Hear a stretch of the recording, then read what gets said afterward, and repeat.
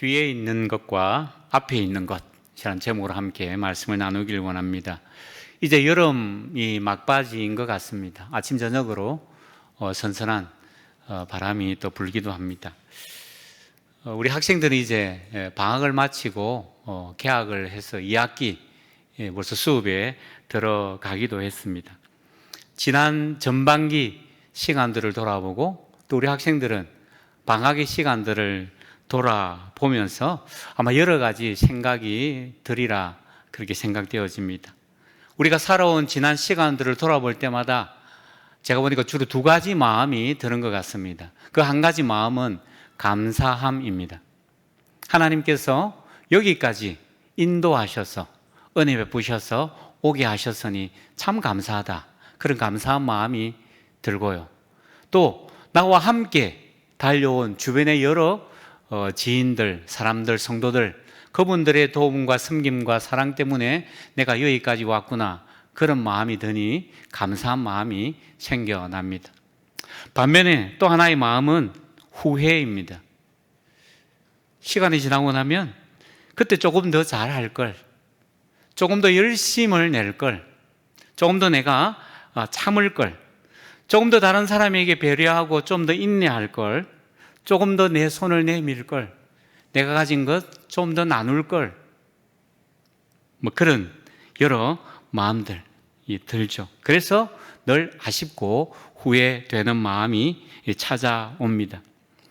새해를 맞이할 때도 그렇고요, 새로운 사업을 시작할 때도 그렇고, 새로운 학교에 진학할 때도 마찬가지고, 또 새롭게 가정을 이뤄서 결혼을 하게 되는 그런 분들도 마찬가지고요. 또 자녀가 태어나서 뭔가 새로운 일들을 맞이하게 될 때 드는 생각도 제가 볼 때 대체적으로 한 두 가지 그런 생각, 마음이 드는 것 같습니다. 하나는 기대이죠. 기대하는 마음. 새롭게 펼쳐질 아름다운 사역, 아름다운 그런 인생에 대한 기대가 생겨납니다. 늘 새로운 것을 마주할 때 그런 기대가 있습니다. 또 다른 하나의 마음은 부담감입니다. 잘 감당하지 못하면 어쩌나, 실수하면 어쩌나, 어떻게 잘할 수 있을까, 이런 생각, 그것 때문에 부담감이 찾아옵니다. 나의 과거를 돌아볼 때 그런 생각이 있고요, 또 앞으로 찾아올 나의 미래에 대해서 생각할 때 이런 인간적인 두 가지 마음들이 찾아옵니다. 오늘 빌립보서를 통해서 나의 과거와 미래를 어떻게 바라보고 맞이해야 할 것인지 한번 살펴보길 원합니다. 빌립보서 설교를 제가 오랜만에 하게 되었습니다. 꽤 오래전에 했었는데요. 다시 한번 빌립보서가 어떤 책인지 잠깐 말씀을 드리겠습니다. 빌립보서는 이 편지를 받는 교회가 바로 빌립보 교회입니다. 그 교회의 이름을 따서 빌립보서라 부르고요, 바울이 쓴 편지이죠. 그리고 바울이 어디에서 썼냐면 로마의 감옥에 갇혀 있는 가운데 편지를 씁니다. 그래서 우리는 빌립보서를 옥중서신이라고 분류합니다. 빌립보서 오늘 읽었던 빌립보서 3장부터는 바울이 자신의 이야기를 쭉 합니다. 자기의 자화상, 자기의 연대기, 그렇게 말해볼 수 있을지 모르겠습니다. 바울은 자신의 과거를 이야기하면서 나는 정말 율법에 충실했다. 하나님의 말씀에 열심을 내었던 사람이다. 그래서 율법대로, 그 율법이 명한 바대로 나는 하나님 앞에 열심을 내었어. 그래서 교회를 핍박했던 자라고 자신을 고백합니다. 그때는 그런 자신이 자랑스러웠습니다. 그때는 그것이 올바른 줄 알고 하나님께 칭찬받는 일인 줄 알고 잘 사는 것이라고 생각하면서 열심을 내었습니다. 그런 바울에게 놀라운 일이 찾아오죠. 그 바울이 달라지게 됩니다. 율법을 지키는 일에 열심이었던 바울이 예수 믿는 사람을 잡으려고 다마스커스로 가는 그 길에 예수님을 만나지 않습니까? 아니, 예수님이 찾아오시죠. 예수님이 바울을 만나 주십니다. 그리고 그 바울에게 예수님이 사명을 주시죠. 이방인의 선교사로, 이방인의 사도로 그에게 사명을 부여합니다. 그 사명을 받은 바울은 1차, 2차, 3차, 4차 계속해서 이방인들에게 복음을 전하고 많은 교회들을 세우게 됩니다. 바울은 선교 사역에 헌신적으로 그렇게 충성하고 그 사역을 잘 감당했습니다. 예수 그리스도를 만나고 바울이 달라졌습니다. 이전에 자랑하던 것들, 이전에 자랑스럽게 여겼던 것들을 바울은 지금은 배설물처럼 여긴다, 그렇게 선언합니다. 3장 앞부분이 그런 내용들입니다. 이제는 다른 것보다 그리스도 예수를 아는 것이 가장 고상한 것이다 라고 그렇게 고백을 합니다. 예수 그리스도께 붙잡힌 바 된 바울, 그리스도를 만나고 달라진 바울의 고백입니다. 사랑하는 성도 여러분, 저와 여러분의 삶에도 이런 바울의 고백이 있기를 바랍니다. 주님을 만나면, 인격적으로 주님을 만나게 되면 예수님 만나기 전과 예수님 만난 후의 삶이 결코 동일할 수 없는 것이죠. 다를 수밖에 없습니다. 왜요? 우리의 신분이 달라지기 때문에 그렇습니다. 우리의 소속이 달라집니다. 우리의 삶의 가치가 달라지고 우리의 비전과 소망이 달라집니다. 세상을 바라보는 눈, 가치관이 달라지고 사람을 대하고 영혼을 대하는 태도도 달라지기 때문에 그렇습니다. 오늘 본문에서 말하고 있는 그 바울의 고백을 통해서 우리 자신을 한번 돌아보면 좋겠습니다. 먼저 13절 말씀 우리 같이 한번 읽어보면 좋겠습니다. 빌립보서 3장 13절입니다. 형제들아, 나는 아직 내가 잡은 줄로 여기지 아니하고 오직 한 일, 즉 뒤에 있는 것은 잊어버리고 앞에 있는 것을 잡으려고. 바울은 자신의 현재 삶의 모습을 말하면서 두 번이나 짧은 본문 속에 강조하는 단어가 나옵니다. 13절에도 있고요, 그 뒷부분에도 나옵니다만 그것은 달려가노라라는 그런 단어입니다. 13절 이후로 나오는 그런 내용들입니다. 바울은 신앙생활을 이야기하면서 경주에 빗대어서, 달리기에 빗대어서 그렇게 설명을 합니다. 그 당시 유명했던 그런 육상 경기를 떠올리면서 아마 바울은 이렇게 적고 있는지도 모르겠습니다. 마라톤이든 100m를 달리는 그런 단거리 경주이든 마찬가지죠. 그렇죠? 달리기 선수가 경기장에 들었으면 또 그 경기가 시작되면 출발, 스타트가 되면 쉬엄쉬엄 대충대충 달리는 선수는 없습니다. 최선을 다하여서 목표 지점을 향해서 전심전력으로 달려가는 거죠. 달리기 경기는 중요한 점이 하나 있는데 열심히 달리기도 해야겠지만 분명한 골인 지점을 향해서 달려가야 하는 거죠. 한 번씩 유튜브에 엉뚱한 목표를 향해서 달려가서 그만 승리를 놓치는 그런 일들도 있기도 합니다. 달리기 경기는 마지막 결승점까지 골인을 해야 그 경기가 끝이 나는 거죠.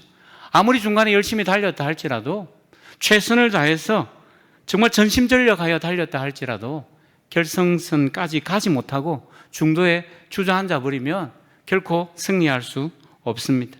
끝까지 완주해야 하는 것이죠. 신앙생활 바로 마찬가지지 않겠습니까?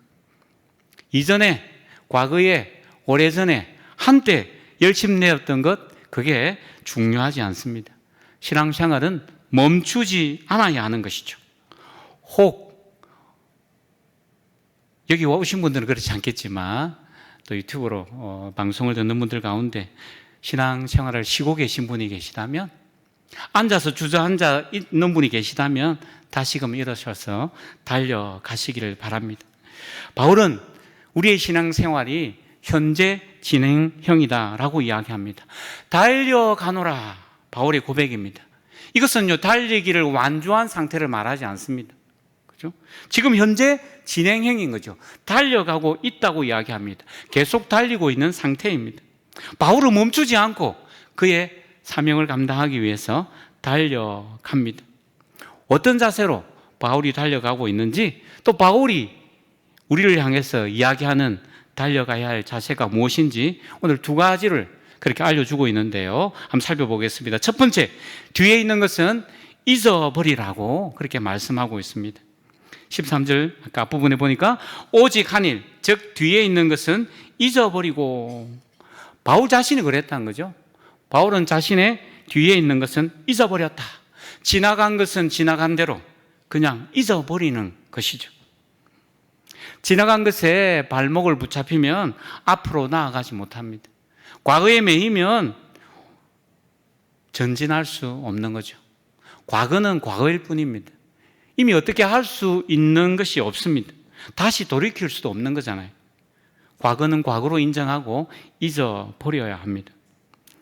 바울은 자신에게 있어서 뒤에 있는 것, 과거의 일들을 이야기하면서 이 3장 앞부분 5절과 6절에 자신의 과거가 어떠했는지를 이야기해 주고 있습니다. 우리 5절, 6절 또 같이 한번 읽어보겠습니다.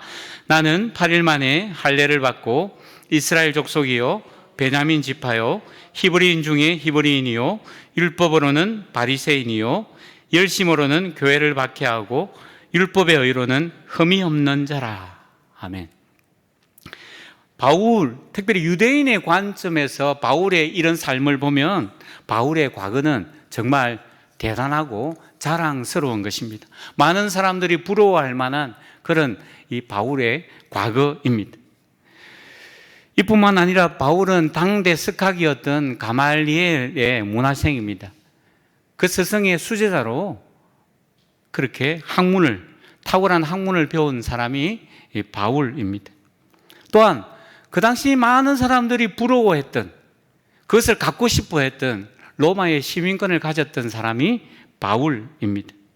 이런 모든 것들, 바울에게 있어서 자기 자신의 자랑이요, 지방과 가문의 자랑이 될 만한 것이기도 했을 겁니다. 유대인의 입장에서 볼 때. 그런데 바울은 이런 자랑할 만한 것을 잊어버렸다라고 이야기합니다. 세상에서 내세울 만한 것들, 세상의 자랑거리, 세상 사람들이 추구하는 것들, 그것에 대해서 더 이상 관심을 두지 않습니다. 잊어버리고, 뒤에 있는 것은 잊어버리고 라고 말합니다.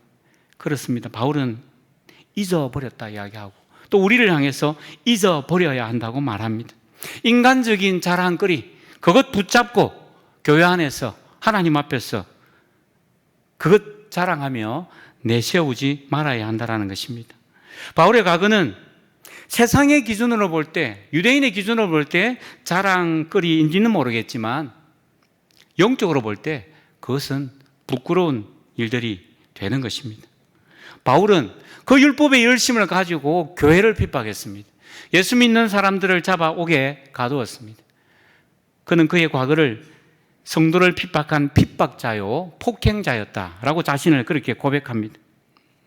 스데반을 죽이는 일에 앞장서서 그렇게 섬겼던 사람이 바울입니다. 하나님 앞에 이 모든 일들은 부끄러운 과거인 거죠. 바울의 이 부끄러운 과거는 엎질러진 물처럼 주워 담을 수 없습니다. 깨어진 유리병처럼 처음 상태로 되돌릴 수 없는 것입니다. 하지만 바울은 이런 자신의 영적으로 부끄러운 모습, 그 과거에 발목이 잡혀서 아무것도 하지 않고 나는 못난 놈이요, 나는 이 세상 이제 끝이다 라고 주저앉아 있는 사람이 아니라 그 과거는 하나님 앞에서 내어놓고 잊어버리고 또 다른 하나님의 부르심 앞에 자신을 내어 던졌습니다. 내가 하나님 앞에 행한 부끄러운 모습, 주님 앞에 저지른 죄에 대해서 어떻게 해야 합니까? 다른 방법이 없습니다. 우리의 지은 죄를 해결할 방법이 없잖아요. 하나님 앞에 나아가는 길밖에 없습니다. 주님의 십자가의 보혈을 의지하고 주님 앞에 철저히 회개하는 것밖에 없습니다. 하나님의 용서를 구해야 하는 것이죠. 아울러 내가 잘못을 저질러서 피해를 당한 분들에게 사과하고 용서를 구하고 보상을 해야 하는 것입니다. 사랑과 자비 하나님께서 우리가 진심으로 회개하고 주님 앞에 나아가면 우리의 잘못을, 더러운 죄악들을 씻어주시고 용서해 주신다 약속하셨기에 우리는 주님 앞에 회개함으로 나아가는 것입니다. 그리고 진실로 회개했다면, 주님의 용서를 받았다면 그 확신을 가지고 이제는 그 과거의 일들을 잊어버려야 하는 것입니다. 그리고 달려가야 하는 것이죠. 기도할 때마다, 예배 드릴 때마다 자꾸만 이전에 지었던 그 죄를 끄집어내어서 그것 붙잡고 곱씹고 그것 때문에 늘 주저앉아서 달려가지 못하는 그런 모습으로 나아갈 수 없는 것입니다. 바울의 과거 또 한 부분을 살펴보면요, 놀라운 영적인 경험을 했던 것을 알 수 있습니다. 바울은 또 주님을 만나 하나님으로부터 사명을 부여받았습니다. 다메섹 도상, 그죠? 다마스쿠스로 가는 길에 주님을 만나지 않습니까? 십자가에서 달려 돌아가시고 3일 만에 부활하신 그 예수님, 40일 동안 세상에 계시면서 자신의 부활을 증거하신 후에 하늘로 승천하신 그 예수님, 하나님 보좌 우편에 앉으셔서 지금도 우리를 위하여 중보하고 계시는 그 예수님을 바울은 직접 만났습니다. 이전까지 자신이 알았던 메시아, 이전에 알았던 그 하나님에 대해서 새롭게 깨닫게 된 것이죠. 바울은 자신이 믿던 하나님은 유대인의 하나님으로만 믿었습니다.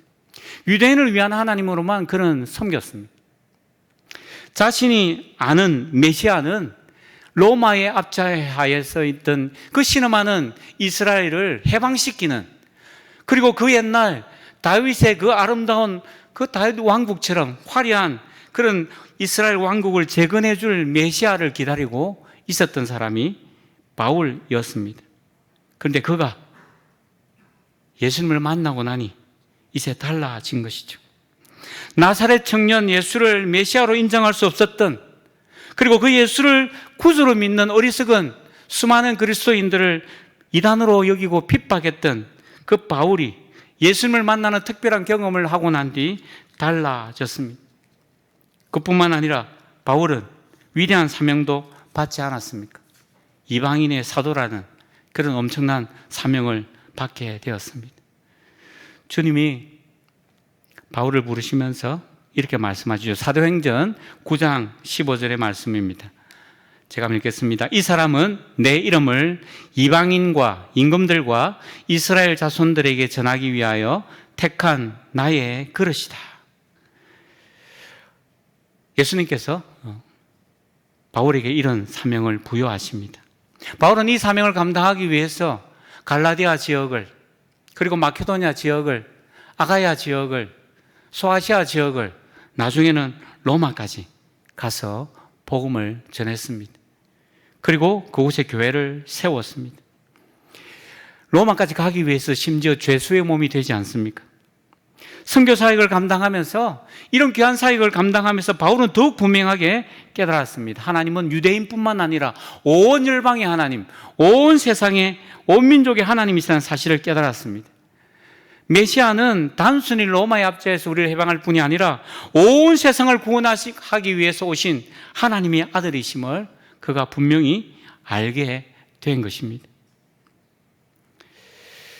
이런 놀라운 경험을 다메섹 도상에서 바울은 했고, 또 그가 선교의 현장에서 경험하게 되었습니다.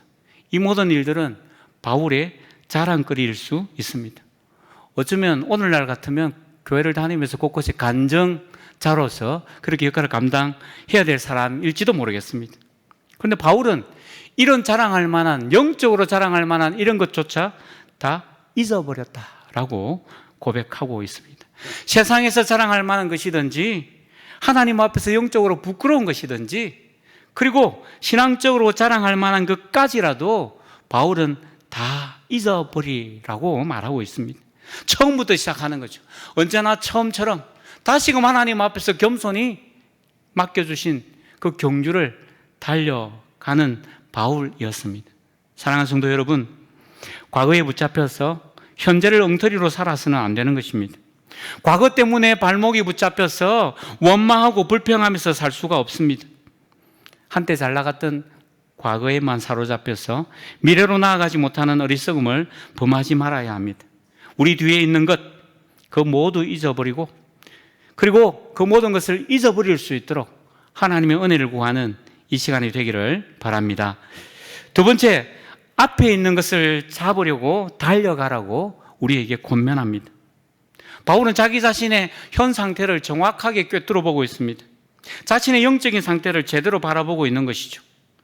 그래서 겸손히 자기를 돌아보며 오늘 본문 12절, 13절 앞부분을 통해서 이렇게 고백합니다.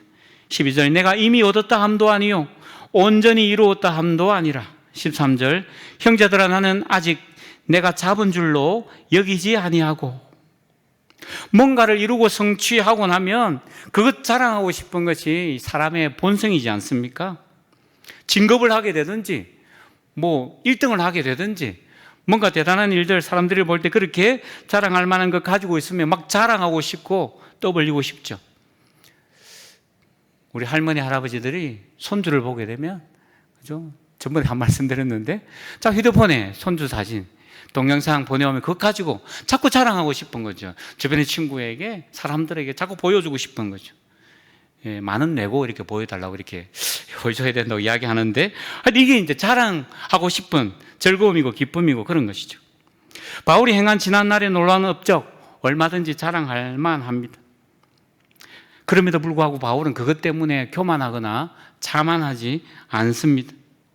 예수님을 만나고 예수님께 사로잡히고 그분에게 사명을 받은 그것이 신앙생활에서 마지막 종착역이 아니라 그것이 출발점이고 그것이 시작이라는 것이죠. 이제 선교의 사명을 감당하기 위해서 이제 방금 막 출발했다고 바울은 그런 자세로 지금 사역을 감당해 가고 있는 것입니다. 하나님이 주님이 맡기신 그 사명, 그 목표 아직 다 이룬 것이 아니라는 사실을 바울은 분명히 인식하고 지금 그 목표를 향해서 달려가고 있는 것입니다. 바울의 이런 자세가 중요합니다. 바울은 지금 과정 중입니다. 완성을 향해 달려가는 중입니다. ing, 계속 진행형이라는 것이죠. 바울이 말하는 이 앞에 있는 것이라는 것은요, 12절에 보니까 그리스도 예수께 잡힌 바 된 그것하고 동일한 의미입니다. 바울이 말하는 이 앞에 있는 것이라는 것은 14절에 나오는 표대를 향하여 라고 말하는 그 표대와 같은 의미를 담고 있습니다. 바울은 다메섹으로 가는 그 길에서 주님을 만났습니다. 아니, 주님이 만나 주셨죠. 그리고 그분께 사로잡혔습니다. 예수님께 잡힌 바 되었습니다. 그분의 것이 되어버린 것이죠. 그분 것이 되고, 그래서 그 주인 되신 그분이 사명을 부여합니다. 이방인의 사도로서의 사명을 부여하십니다. 그 사명을 부여받은 바울은 자기를 부르신 그 목적을 향해서 계속해서 달려가고 있는 것입니다. 아직 완성된, 그죠? 종착역에 도착하지 않았기 때문에 계속 달려가고 있다고 이야기합니다. 그런 삶을 살아가는 자기의 동력자, 영적인 아들 디모데에게 이렇게 달려가라고 당부하고 있습니다. 디모데전서 6장 12절의 말씀입니다. 같이 한번 읽어볼까요? 믿음의 선한 싸움을 싸우라. 영생을 취하라. 이를 위하여 내가 부르심을 받았고 많은 증인 앞에서 선한 증언을 하였도다. 계속해서 복음의 증인이 되어서 믿음의 선한 싸움을 싸워야 한다. 그것이 바울이 디모데에게 권면하는 말씀입니다. 부르심 받은 대로 선한 증언하는 삶을 끝까지 달려가라. 바울이 디모데에게 권면하고 있습니다. 오늘 우리에게도 동일한 권면을 주시는 것 아니겠습니까? 바울은 예수님께서 바울을 통해서 이루고자 하시는 그것을 붙잡기 위해 달려가고 있습니다. 표대를 향해 표대를 똑바로 쳐다보고 그렇게 달려가고 있습니다. 육상 경기할 때 표대라는 것은 마지막 그 결승점에 세워놓은 깃발을 의미합니다. 그 깃발을 바라보고 달려가야 하는 것이죠. 엉뚱한 곳을 바라보고 달려가면 승리할 수 없지 않겠습니까? 예수님을 믿는 우리의 결승점, 우리의 종착역, 우리의 목표, 우리의 비전은 하나님 나라이고 예수 그리스도이십니다. 그분과 함께 부활의 영광을 누리는 그것이 우리의 삶의, 우리 신앙의 마지막 결승점 목표입니다. 이 땅에서는 온전히 이루지 못하겠지만 마지막 종착역에 가게 되면 우리는 주님과 함께 주의 부활에 동참하는 그 영광스러운 자리에 나아가게 될 것입니다. 하나님 나라가 우리 인생의 목표라면 우리의 삶은 나그네의 삶이라는 거죠. 그렇게 나그네로서 우리는 살아가야 하는 것입니다. 주님과 좀 더 깊이 교제하고 주님을 좀 더 닮아가는 것이 우리 신앙의 목표가 되어야 하는 것입니다.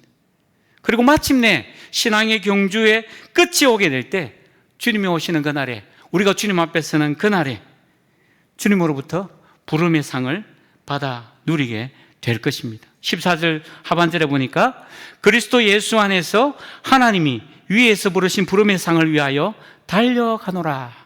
바울이 그렇게 고백합니다. 바울은 주께서 명령하신 그 목적을 온전히 이루기 위해서 멈추지 않고 달려갑니다. 현재에 만족하지 않고 안주하지 않고 계속해서 달려갑니다. 마라톤이나 육상경기나 경기가 끝이 나고 나면 마지막 시상이 있지 않습니까? 우리 올림픽에도 시상식이 있습니다. 그 시상식에 동메달, 은메달, 마지막 금메달에 그 선수의 이름이 불려집니다. 금메달 대한민국에 누구 이렇게 하면 그죠? 그 친구가 올라와서 막 손을 흔들면서 그렇게 자랑스러워하고 영광스러워하지 않습니까? 많은 사람들이 함께 환호성을 치며 축구하고 그렇게 기뻐합니다. 고대에도 마찬가지입니다. 올림픽에서 1등을 하게 되면 마지막 시상대에서 그 사람의 이름이 불려지고 그에게 상급과 월계관이 씌워지게 되는 거죠. 우리의 인생의 종착역에서도 그 일이 있을 것입니다. 우리가 한평생 주님이 맡기신 부여하신 사명을 감당하고 믿음의 길을 힘차게 달려가다가 마침내 종착역에 그 고린 지점에 이르게 될 때 우리 하나님 앞에서 구원의 상급을 받게 될 것입니다. 이방인의 선교사로 예수 그리스도의 증인으로 그래서 그 상급을 바라보며 바울은 끝까지 달려가고 있다고 고백하고 있습니다. 맡기신 사명 끝까지 완수하는 자에게 우리 하나님께서 구원이라는 놀라운 상급을 베풀어 주실 것입니다. 사랑하는 성도 여러분, 예수님을 바로 믿게 되면 예수님이 어떤 분이신지 제대로 알게 되면 그냥 있을 수 없습니다.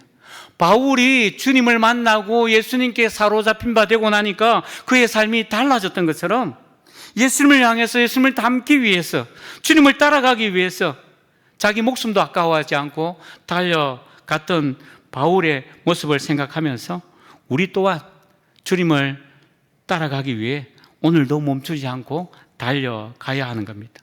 멈출 수가 없는 겁니다. 주님을 더 갈급해 하면서 주님을 더 목말라 하게 되는 것이 예수님 만난 자의 모습이게 될 것입니다. 하나님께서 생명을 주시고 건강을 주시고 섬길 수 있는 직분과 사역을 허락하시고 또 감당할 수 있는 능력과 은사를 주셨기에 주님을 통해서 주님이 나를 통해서 이루시길 기뻐하시는 그 목표, 그 사명이 있기에 오늘도 믿음으로 우리는 달려가는 것입니다. 어떤 목사님이 그렇게 말씀하시더라고요. 성도들 가운데 연말이 되면 자꾸 뭘 맡기면, 직분을 맡기면 안 맡으려고 자꾸 뺀다고, 자기는 부족해서 못한다고. 정말 어떤 게 좋은 건지, 너무 일을 많이 해서 힘들어, 그래서 너무 어렵다고 말하는 게 옳은 건지, 아니면 자기가 부족해서 일을 안 맡는 것이 좋은 건지, 직장에서, 회사에서 해야 할 일이 아무것도 없다면 그 사람이 정말 부러운 사람인지, 아니면 그 사람이 정말 힘든 사람인지 우리 충분히 분간할 수 있잖아요. 하나님 백성이 되고 또 하나님의 자녀가 되었는데 하나님을 위하여 하나님이 뭔가 맡기신 일이 없다면, 아무것도 하나님 맡기신 일이 없다면 그게 행복한 신앙생활일까요? 가슴이, 마음이 뜨끔했습니다. 우리는 혹 일이 많이 주어지고 또 일 때문에 조금 힘들면 그냥 원망하고 투정 부릴 때가 많은데요, 주께서 맡겨주시는 것이 행복이고 감사고 영광이고 기쁨이라는 사실 우리가 놓치지 않았으면 좋겠습니다. 마지막 우리 15절 16절 우리 같이 한번 읽겠습니다. 15절 16절입니다. 그러므로 누구든지 우리 온전히 이룬 자들은 이렇게 생각할지니 만일 어떤 일에 너희가 달리 생각하면 하나님이 이것도 너희에게 나타내시리라. 오직 우리가 어디까지 이르렀든지 그대로 행할 것이라.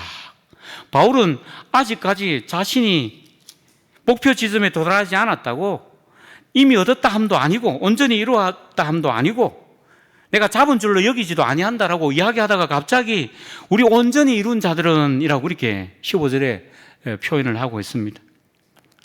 조금 주의해서 해석할 필요가 있는데요, 이 말은 자기 스스로 온전히 이루었다라고 생각하는 것을 이야기하는 것입니다. 아마도 빌립보 교회 성도들 가운데 이런 성도들이 있었던 것 같기도 합니다. 자기는 다른 사람들보다 낫고 나는 괜찮은 사람이고 나는 이제 다 완성된 사람이야, 이 정도면 됐어 라고 스스로 만족하는 사람, 자기 확신에 빠져 있는 사람, 그 사람을 일컫는 것입니다. 그런 사람은 결코 겸손할 수가 없는 거죠. 언제나 성경이 기준인데 자기가 기준이 되어서 다른 사람을 판단하고 어떤 일들을 판단하기 때문에 그렇습니다. 우리의 지성, 우리의 감정, 우리의 인격은 별로 믿을 게 못 됩니다. 비록 이런 사람이라 할지라도 하나님께서, 그죠? 이것도 너희에게 나타내시리라. 하나님께서 그 사람에게 올바른 것을 가르쳐 주실 것입니다. 사람마다 믿음의 분량이 다릅니다. 그죠? 수준이 달라요. 자기 수준에서부터 시작하면 됩니다. 그 수준에서 달려가면 됩니다. 목표를 향해서 달려가면 되는 것입니다. 그리스도 예수께 사로잡힌 바울은 부활의 능력을 깨닫고 예수의 고난에 동참하고 주님의 죽으심을 본받아 그의 삶을 살았던 것처럼 우리도 예수님을 더 깊이 알아가고 닮아가는 성숙한 삶을 살아가길 원합니다.